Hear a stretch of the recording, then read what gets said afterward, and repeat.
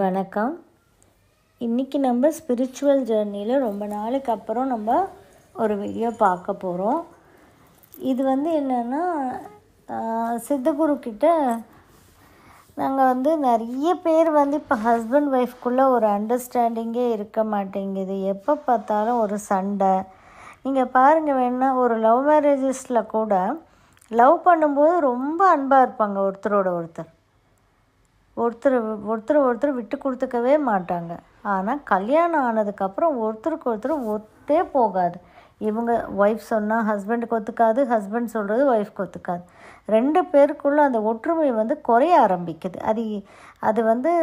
அது இயல்பாக என்னன்னு கூட சொல்ல தெரியல. அது நாங்கள் சித்தகுருக்கிட்ட கேட்டோம். ஸோ இப்படி ஹஸ்பண்ட் ஒய்ஃப் ரெண்டு பேரும் அந்யோன்யமாக ஒற்றுமையாக வாழணுன்னா என்ன பண்ணணும், ஏதாவது ஒரு டிப்ஸ் சொல்லுங்கள். நிறைய குடும்பங்கள் இதனாலேயே விவாகரத்து வரைக்கும் போகுது இல்லையா? அந்த மாதிரி இல்லாமல் ஒரு அன்பாக ஒருத்தருக்கு ஒருத்தர் ஒற்றுமையாக ஒருத்தர் சொல்கிறதே இன்னொருத்தர் எடுத்துக்கிட்டு அந்த மாதிரி வாழ்கிறதுக்கு ஏதாவது ஒரு டிப்ஸ் சொல்லுங்கள் அப்படின்னு சொல்லி கேட்டோம். அப்போ அவர் கொடுத்த டிப்ஸ் தான் இன்றைக்கி நான் உங்களோட பகிர்ந்துக்க போகிறேன். ஏன்னா இன்றைக்கி பார்த்திங்கன்னா உலகத்தில் எல்லா இடத்துலையும் இந்த ஹஸ்பண்ட் ஒய்ஃப் ரிலேஷன்ஷிப் ஒற்றுமை இல்லாமல் இருக்கக்கூடிய விஷயங்கள் நிறைய இருக்குது. ஆல்மோஸ்ட்டுன்னு நம்ம சொல்லலாம். எங்கேயோ ரேர் பீப்புள் ஒற்றுமையாக இருக்காங்க. அதுவுமே இருக்குது, இல்லைன்னு நான் சொல்ல மாட்டேன். பட் நிறைய 90% பார்த்திங்கன்னா ஒற்றுமை இல்லாமல் இருக்கிறது தான். ஒற்றுமைன்னா என்ன? ஒருத்தர் சொன்னால் இன்னொருத்தர் அதுக்கு ஆப்போஸ் பண்ணுறது.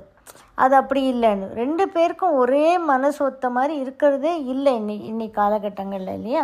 ஸோ அந்த மாதிரி உள்ள ஆட்கள் நீங்கள் இது உங்களுக்கு தேவைப்பட்டால் இந்த டிப்ஸ் எடுத்துக்கோங்க. இல்லை நாங்கள் ஒற்றுமையாக தான் இருக்கோம் அப்படின்றவங்களுக்கு இது தேவைப்படாது. ஓகே, அது இயற்கையாகவே நீங்கள் இருக்கீங்கன்னு எடுத்துக்கலாம். இயற்கையாகவும் ஒற்றுமையாக இல்லாதவங்களுக்கான இந்த வீடியோ இது ஸ்பிரிச்சுவல் வீடியோவில் இன்றைக்கி இது கொடுக்குறோம். என்னன்னு பார்த்தீங்க அப்படின்னா, சித்தகுரு சொன்னார் 3 மாவிலை எடுத்துக்க சொன்னார். 3 மாவிலை 3 எடுத்துக்கோங்க. அப்புறம் ஒரு கைப்பிடி அளவுக்கு துளசி, கொஞ்சம் அந்த 3 தளம் மாதிரி எடுத்துக்கோங்க. ஒரு கைப்பிடி அளவு வில்வ இலை, ஒரு கைப்பிடி அளவு துளசி, ஒரு கைப்பிடி அளவு வில்வம், 3 இலையை தளம் மாதிரி எடுத்துக்கோங்க. இதை எடுத்து வச்சுக்கோங்க ஒரு பக்கம். இப்போது இந்த மாவிலையில் என்ன பண்ணணுன்னா, ஒரு இலையில் ஹஸ்பண்ட் பேர் எழுதுங்க உள் சைடில், ஒரு இலையில் ஒற்றுமைன்னு எழுதுங்க, இன்னொரு இலையில் ஒய்ஃபோட பேர் எழுதுங்க. 3 இலை ரெடி ஆகிடுச்சா நம்மளுக்கு? இப்போது இந்த 3 இலையை என்ன பண்ணணும் அப்படின்னா, மேலே ஹஸ்பண்டோடைய பேர் இலை, அந்த இலை உள்ளே மூடி இருக்கணும். அந்த இலை, அந்த பேர் உள்ளே மூடி இருக்கணும். மேல் பக்கம் மேல் நோக்கி இருக்கணும். அப்புறம் அதுக்கு அடுத்தது ஒற்றுமை அப்படின்ற இலை, அதுக்கு அடுத்தது ஒய்ஃபோடைய பேர். ஸோ ஹஸ்பண்டு, ஒற்றுமை, ஒய்ஃப், இந்த மாதிரி 3 இலையை வச்சுக்கோங்க. வச்சுக்கிட்டு அதுக்கு மேலே ஒரு கைப்பிடி அளவுக்கு நம்ம 3 தளமாக வச்சுருக்கோம் இல்லையா? துளசியும் வில்வமும் வச்சுருக்கோம் இல்லையா? அதை அது மேலே வச்சுட்டு ஃபுல்லாக ஒரு பட்டு நூலால் சுற்றணும். இதுதான் ரொம்ப இம்பார்ட்டண்ட். இங்கே பட்டு நூல் எந்த கலர் இருந்தாலும் பரவாயில்ல, பட் பட்டு நூல் தான் வேணும் நம்மளுக்கு. இது காரணமாக தான் சொல்லியிருக்காரு சித்தகுரு. பட்டு நூலால் ஃபுல்லாக அந்த 3 இலையும் துளசியும் வில்வமும் வச்சு ஃபுல்லாக ஒரு பேக் மாதிரி சுற்றிடணும். சுற்றிட்டு என்ன பண்ணணுன்னா, நம்ம எந்த பெட்ரூமில் படுக்கிறோமோ அந்த பெட்ரூமில் ஈஸ்ட் கார்னரில் வச்சிடணும்.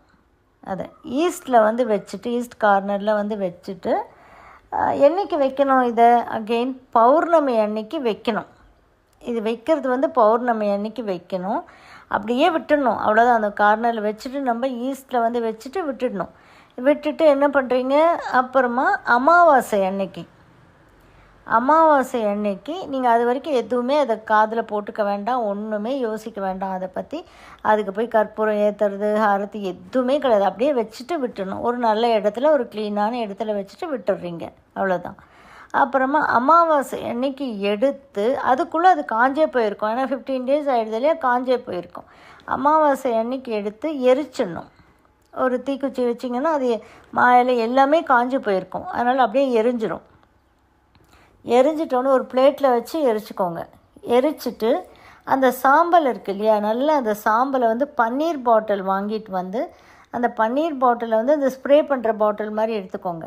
அதில் வந்து இந்த பன்னீரில் வந்து இந்த சாம்பலை வந்து ஃபுல்லாக கலந்துடணும். கலந்துட்டு நல்லா கலந்துட்டு பன்னீரில் வீடு முழுக்க தெளிச்சிடணும். வீடு முழுக்க தெளித்து வீடு முழுக்க ஸ்ப்ரே பண்ணிவிடுங்க. மேலே எல்லா இடத்துலையும், வீடு எல்லா இடத்துலையும், பாத்ரூம்லேருந்து எல்லா இடத்துலையும் ஸ்ப்ரே பண்ணிவிடுங்க. அவ்வளோதான் இது. ஸோ ஒரு தடவை பண்ணால் எனக்கு போதுமா? அப்படி கிடையாது. நம்முடைய ஒற்றுமை, நம்முடைய புரிதல் எந்த அளவுக்கு இருக்கோ அந்த மாதிரி இதை வந்து நம்ம கண்டினியூ பண்ணணும். ஆனால் எப்போவுமே வந்து பௌர்ணமி அன்னைக்கு வைக்கணும், அமாவாசை அன்னைக்கு எரிக்கணும். இதை வந்து கண்டினியூவாக 15 days ஒன்ஸ் ஒரு தடவை வைக்க போகிறீங்க, ஒரு தடவை எரிக்க போகிறீங்க. ஸோ இதை வந்து என்னென்னா இப்படியே கண்டினியூவாக நீங்கள் பண்ண ஹஸ்பண்ட் ஒய்ஃபுடைய ரிலேஷன்ஷிப் வந்து ரொம்ப மேம்படும், புரிதல் ஜாஸ்தியாகும், ஒற்றுமை ஜாஸ்தியாகும் அப்படின்னு சொல்லிட்டு சித்தகுரு சொல்லியிருக்காரு. இதை நிறைய பேர் ட்ரை பண்ணி பார்த்துருக்காங்க. யாருக்கெல்லாம் வந்து ஹஸ்பண்ட் ஒய்ஃப்குள்ளே புரிதல் இல்லையோ, ஒற்றுமையாக இல்லையோ, அவங்கெல்லாம் வந்து இந்த டிப்ஸை வந்து ஃபாலோ பண்ணுங்கள். ஃபாலோ பண்ணி பார்த்துட்டு நீங்கள் உங்களுக்கு கிடைச்ச பெனிஃபிட்ஸை வந்து நீங்கள் வந்து இங்கே ஷேர் பண்ணிங்கன்னா கண்டிப்பாக இது அடுத்தவங்களுக்கு யூஸ்ஃபுல்லாக இருக்கும். அதனால் இது யார் வேணால் ஃபாலோ பண்ணுங்கள். தேவைப்படுறவங்க, தேவையில்லாதவங்க அதை அப்படியே எடுத்துக்க வேணாம். ஒரு இன்ஃபர்மேஷனாக எடுத்துகிட்டு விட்டுருங்க. ஏன்னா நிறைய பேருக்கு தேவைப்படும், நிறைய பேருக்கு தேவைப்படாமல் போகலாம், எப்படி வேணால் இருக்கலாம். அதனால் அது அவங்கவுங்களுடைய விருப்பத்தை பொறுத்தது. ஸோ எடுத்து நீங்கள் யூஸ் பண்ணி பார்த்துட்டு இதனுடைய பெனிஃபிட்ஸ் உங்களுக்கு கிடச்சிதுன்னா நீங்கள் ஷேர் பண்ணிங்கன்னா அது அடுத்தவங்களுக்கு யூஸ்ஃபுல்லாக இருக்கும். அவ்வளோதான். இந்த இன்ஃபர்மேஷன் இவ்வளோ தான் கொடுத்துருக்கார் சித்தகுரு. ட்ரை பண்ணி பாருங்கள். தேங்க்யூ ஃபார் வாட்சிங். இந்த வீடியோ உங்களுக்கு பிடிச்சிருந்தால் லைக் பண்ணுங்கள், ஷேர் பண்ணுங்கள், கமெண்ட் பண்ணுங்கள், சப்ஸ்கிரைப் பண்ணிக்கோங்க, பெல் ஐக்கான் ப்ரெஸ் பண்ணிக்கோங்க. ஸோ தட் நாங்கள் போடுற எந்த வீடியோவும் மிஸ் பண்ணாமல் உங்களுக்கு நோட்டிஃபிகேஷன் வரும்.